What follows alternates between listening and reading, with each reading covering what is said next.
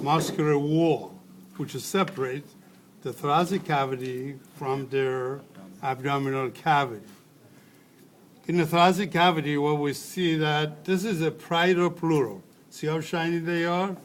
It's a parietal pleural, and this is a visceral pleural, which when we breathe back and forth has expanded and recoiling the lungs, so therefore there will be no friction. And between the lobes of the lungs, also you will see the the heart.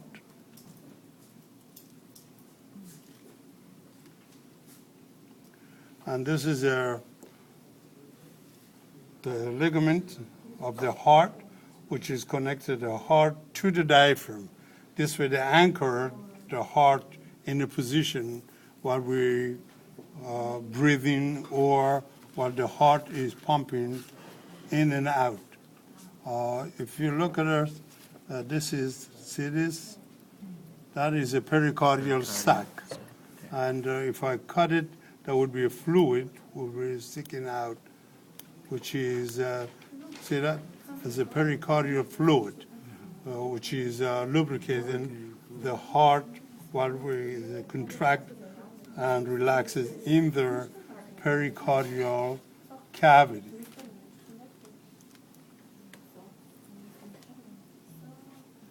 Okay, so therefore those are the lungs, this is the heart, this is the trachea, which goes, the breathing goes in and out into the lungs. How many lobes again? I'm afraid this is a stroke. Four in the right, the heart.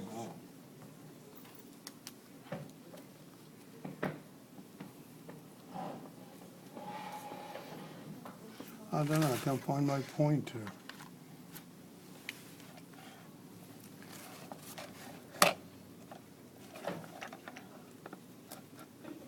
Jordan here. Can you open this up? Get the That's the superior vena cava. A big, huge vessel which collecting blood from the head and neck and two extremities and brings the blood into the right atrium. And that is the superior vena cava. Superior vena cava actually they're joining together by the right and left brachiocephalic vein. There you go. There's a right and this is the left brachiocephalic vein, which collecting blood from their corresponding upper extremities and the head and neck region and bring the blood into their right atrium. And from the other side, of course, blood will be drained by anywhere from the heart down all the way to the toe and brings the blood into the right atrium by what we call it inferior vena cava.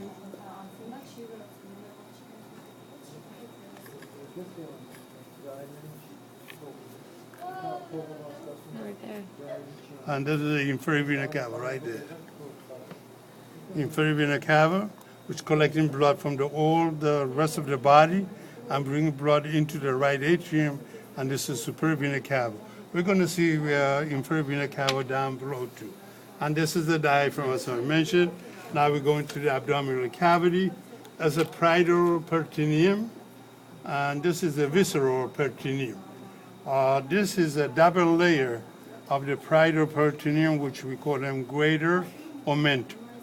So greater omentum is the one that is a double layer membrane from the parietal peritoneum, which form like a blanket over all internal organs. All internal organs. This way, when we eat too much, when we're diving into the pool, when we're moving, when we're sleeping, so the internal organ doesn't move. It protects them to keep them uniform, right in a position. And that's called greater omentum. Only disadvantage of greater omentum is that they love to accumulate the fat. See, that's why every time you gain weight, first place it shows in your abdomen because it's accumulated right into the greater omentum, right there.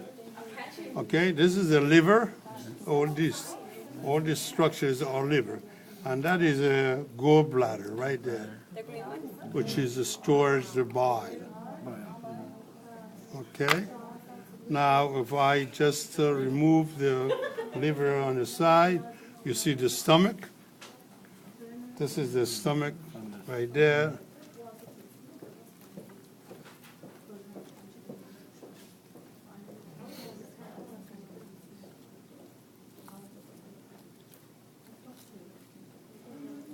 Okay, and the stomach opens up to the beginning of the small intestine called duodenum, and that is the duodenum, the beginning of this small intestine.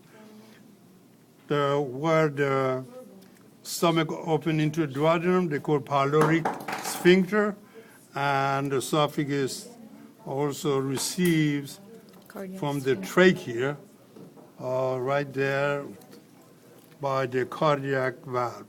Oh, there is any heart over there? I mean the stomach, excuse me.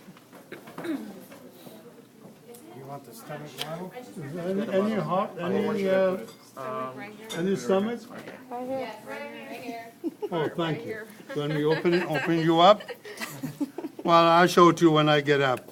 Anyway, the stomach has a two opening. One is from the esophagus, they call cardiac sphincter, and one is which emptied out to duodenum called pyloric duodenum. Now, all this small intestine, all those are small intestine.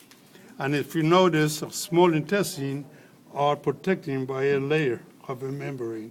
See this? They call dorsal mesentery. And a dorsal mesentery hold the testes on a position, and at the same time is a way of the blood vessels and the nerves go to the different parts of the intestine and protect it through their dorsal mesentery. Then at the end of the small intestine, which is the ileum, that's emptied into the large intestine, which we call them ileocecal valve.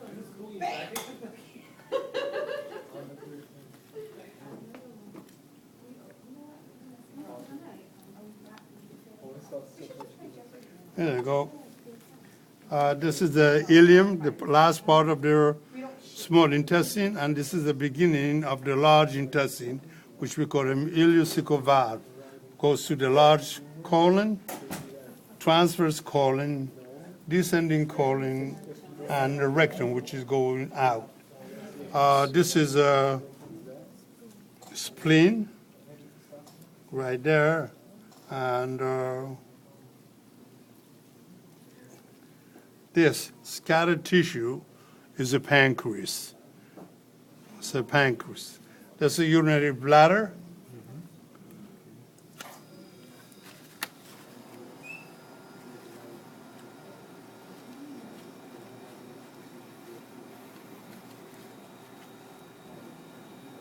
And if you notice, you don't see any kidney. Because kidney is a retroperitoneum. Means it's behind of the peritoneum. So we have to break a peritoneum in order to see that. That is a peritoneum, and if I break them, so you will see the kidney right there.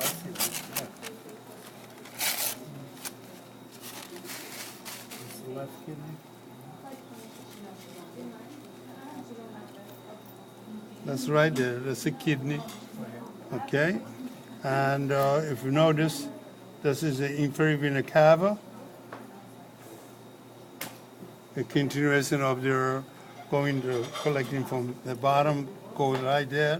And this is a renal vein. Renal vein.